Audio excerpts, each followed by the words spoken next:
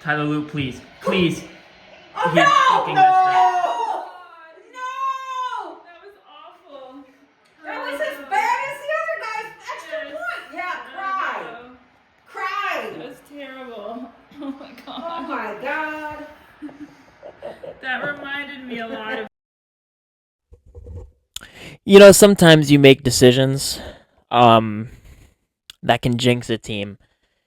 And I decided to film Tyler Loop's game-losing kick, as you just saw. Because I believed that kick was going in. And I believed it was going to be a really cool moment to catch me, my poor fathers that have put up with this Ravens bullshit since they became a team. You can see his reaction at the video with his head on the table, and my mom and my grandmother, who you can also hear in the video, very upset. Now they're not the biggest of Ravens fans, and there was no big reaction from me. You know, I like to channel my rage. I'm shaking right now with, like, the game ended 2 minutes ago, probably. And I, as well, should probably mention that I am at my grandmother's house right now. You can see all the Ovechkins behind me, and a couple other guys. Brooks Lake's in there. Barry Trotz, I believe, is in there somewhere. Theodore Roosevelt. And I'm sitting here, and I'm not as upset as I thought I would be. No playoffs this year. Season is over. And there was something about when he lined up for that kick when I was filming it. You know, I hoped I could get a good reaction. Yeah, I thought he would made it, but I had a feeling I'm all too familiar with, that he wasn't going to make it. He wasn't going to drill that kick. Because I'm conditioned to have that feeling. Despite thinking he's going to make it, that doesn't get rid of the feeling that he's going to miss it. I don't know if that makes any sense. You know, a feeling and a prediction are two very different things. You know? And I had a feeling he was going to miss it, despite predicting that he's going to make it. And hence why I filmed that video. And maybe that's just hindsight talking. And maybe I'm filming this video way too soon to the actual loss. You know, I didn't let it simmer like I usually do, but I figure with a loss this important, why let it simmer? You know, why let it simmer? You know, so Zay Flowers has a generational game today, catching 2 deep pass touchdowns. You have a touchdown from, so long ago. Who the hell was that who even caught the first fucking touchdown? I'm blanking. I'm fully blanking. It was a great play. Lamar on a little lob on 4th and 3 for the first touchdown of the game. I'm blanking. Oh, it was fucking Devontae Walker. He scored the first one. And Zay Flowers has a generational game. Kyle Hamilton was the contributor, the unsung hero of this whole season. Well, he was pretty sung. I shouldn't say unsung hero. But I don't think I realized just how valuable he was to this team. He went down when Gilman and himself butted heads. Big collision in the middle of the field. And he is concussed. I mean, there's no other way to put it. He got concussed on that play. It's very obvious. He went to the concussion tent. He went off the field, never came back. At least they didn't report on if he did come back. And our team just died from that point forward, and then we turned it on in the fourth quarter.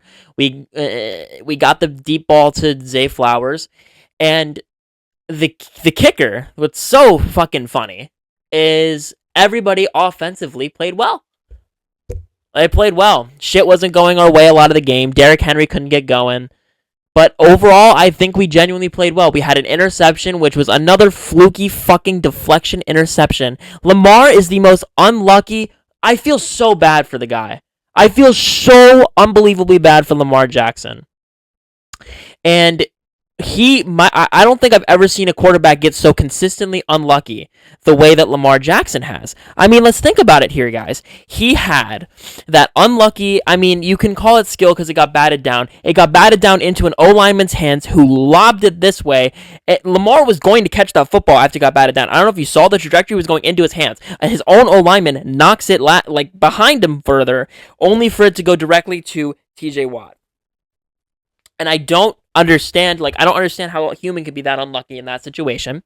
He throws a beautifully placed high point pass to Isaiah Likely, who has gotten fucked over and over and over again this whole season with the 3 steps in the end zone in the first game against the Steelers. And I actually filmed my reaction to that catch. I filmed my reaction to that catch because I thought that was going to be the season ender. I thought that was going to end the season right there. And in that reaction, I've since deleted it because I impulse deleted any positive thing about this game. Since that, when that happened, I just lost my cool because I was like, this is so poetic. This is so poetic that Isaiah Likely ices the game. He gets him in field goal range after getting fucked over in the last Steelers game. And Chris Boswell, you know what he does? He misses wide right to set up a field goal, a game-winning 44-yard field goal. I know it's not a chip shot for him to miss wide right. How do both of you fuckers in the NFL both miss wide right?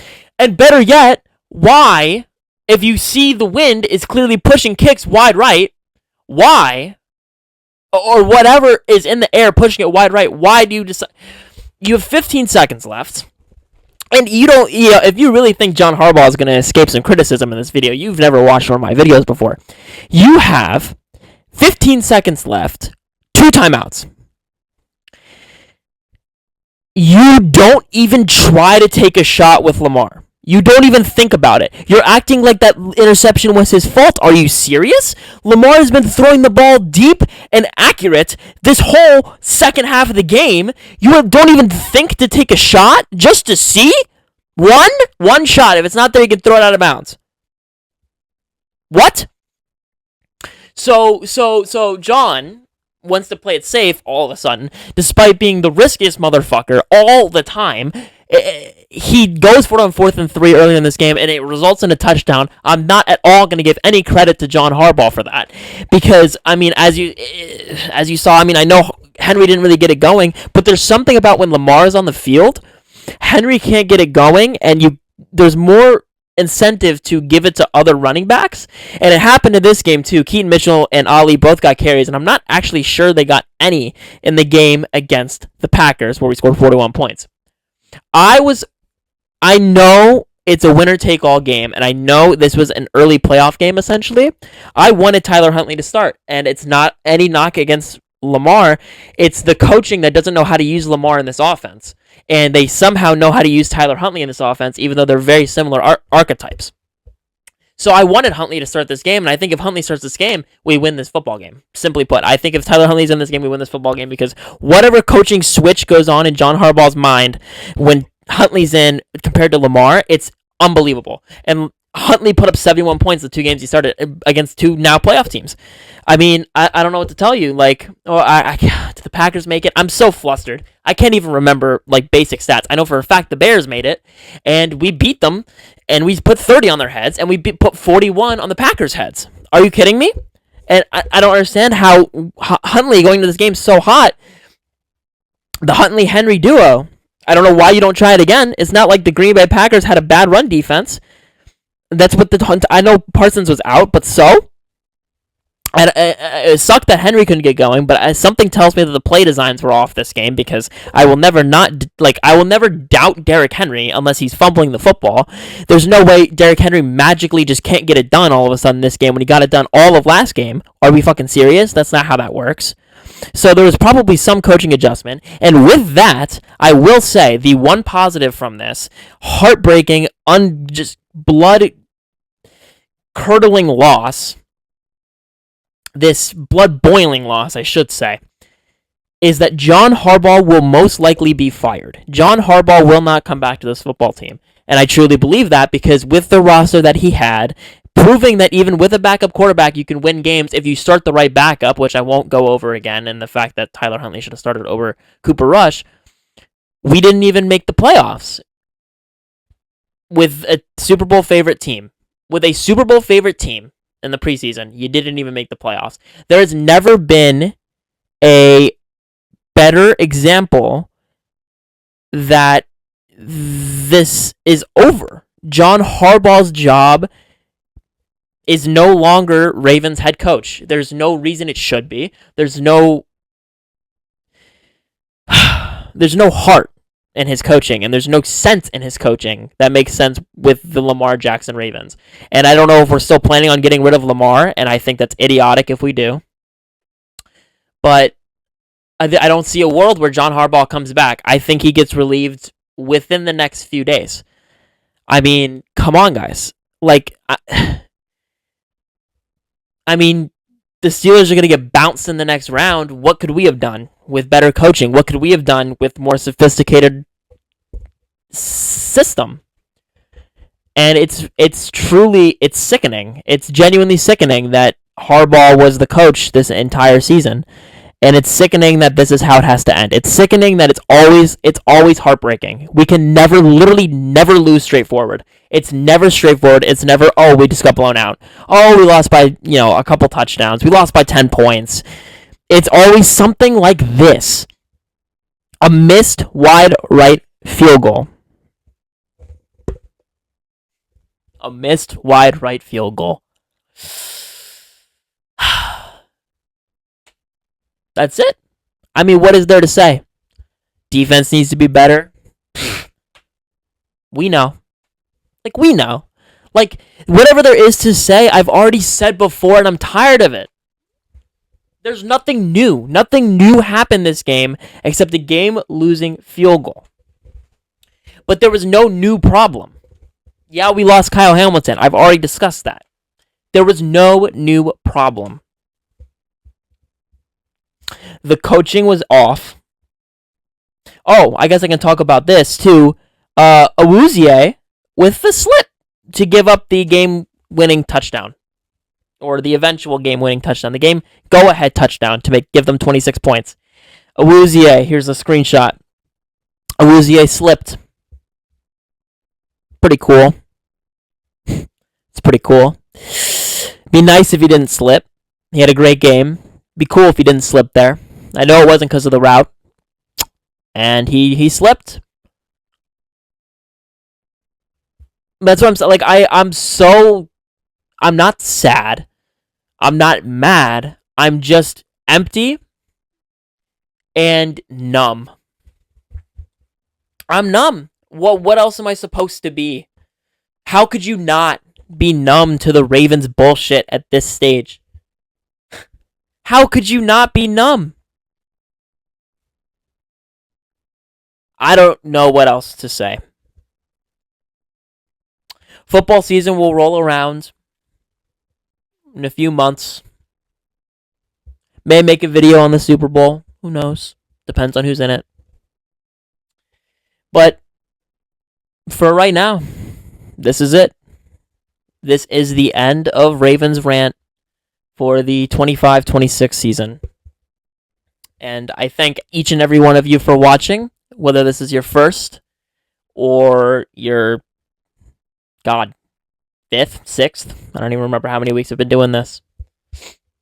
Whether this is your first or whether you've seen every single one, I sincerely appreciate your viewership. I appreciate each and every one of you who have commented something on this video. This has been so much fun. It has been fun. I'm not going to lie. It's been fun. Even on the hard games, I love doing it. And I will see you next season. Of course, I'm still going to be uploading videos in the off season, my normal content.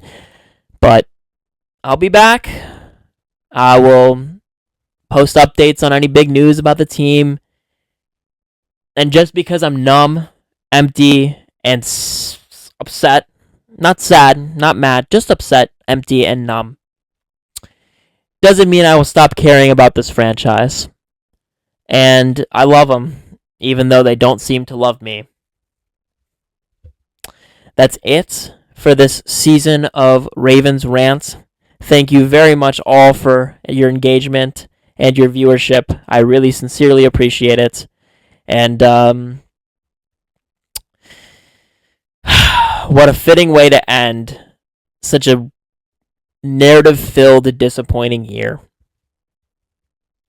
Good night, everyone.